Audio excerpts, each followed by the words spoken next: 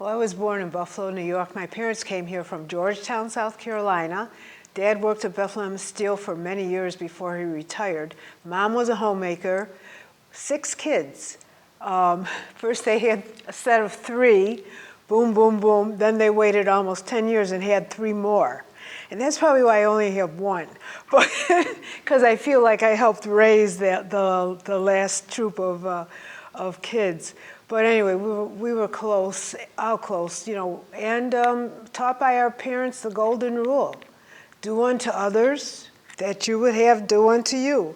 And we were always helping the neighbors with, you know, things they couldn't get to themselves, going to the grocery store, helping to shovel the lawn during the winter, pick up leaves during the fall, those kinds of things. And actually, you know, my family was one of the first to move into the Langfield projects.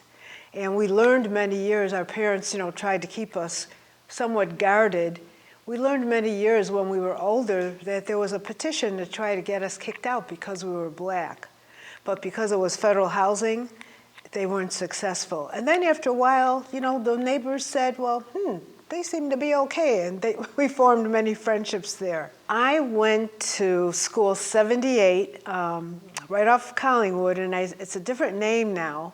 Then for high school, I went to Kensington High School, and I was like, in my senior year, I believe there was only 3 of us, three black kids, and but somehow I was elected to be the secretary of this graduating class. First time they had a black person in any kind of officership with the school. So that was, you know, I felt kind of proud about that. My parents loved it. And then from there, I stayed in Buffalo to go to school at the University of Buffalo. Of community building that I've done, I would say when I was the commissioner of mental health, I looked around. First of all, I was the first black and first woman to be the commissioner of mental health. And I looked around and I said, what are we doing for the children, for mental health services? Well, come to find out, the agencies that were providing services were only open Monday through Friday from 9 to 5. And I said, this is unacceptable. People are working. They can't, you know, always take off time to take their child for care. So I tied the funding, made it a mandate that all the clinics had to extend their hours, even open some on Saturday, where it was appropriate, so that the children could get mental health services. Because I figure we're raising our next generation of adults. If we don't take care of the children now, then what future do we all have?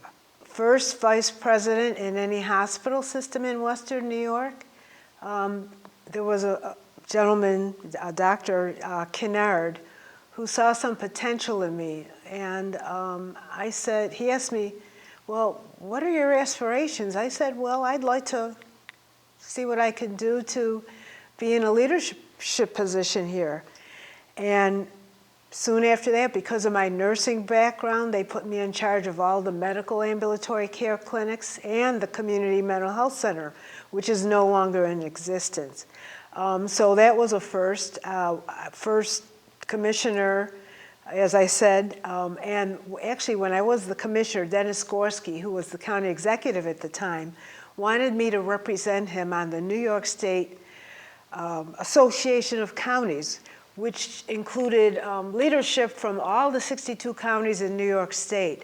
So I went there, and you know, I could tell that I was more tolerated than accepted, because I was the only black person on that board, so to speak. But after a while, you know, they kind of warmed to me, so to speak, and next thing I knew, I was rising up the ladder and became the president of the New York State Association of Counties, only the second woman, but first black in the agency's over almost 100-year history.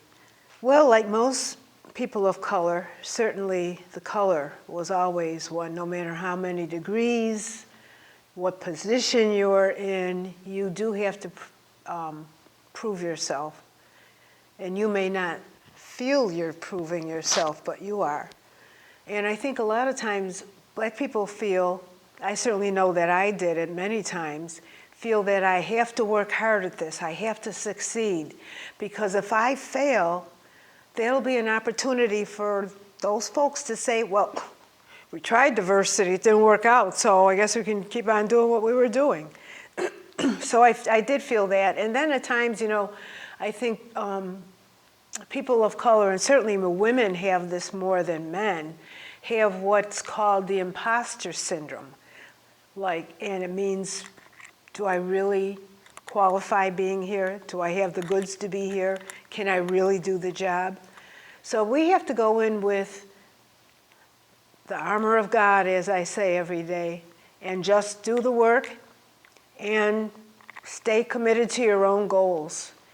And not let anybody try to diminish you or put you in a spot, or put you in a spot where you're not able to contribute. And I always say you can't fight every single fight. And remember that the word listen and silent share the same letters. So sometimes just listen, and sometimes just walk away from those slights that are given us. Well, I say continue to stay focused on your goal, but also surround yourself with people who love you, because that's really where you'll get your strength. That and with God, you know, as I said, putting on the armor of God. I mean, and remember, all our ancestors that came before us had it a lot tougher than we have it right now. So draw on that strength, draw on that history, and continue to reach for your own goal. Just be grateful. Keep an attitude of gratitude every day that you wake up, because it is a gift. You know, God doesn't have to give it to you. So be grateful.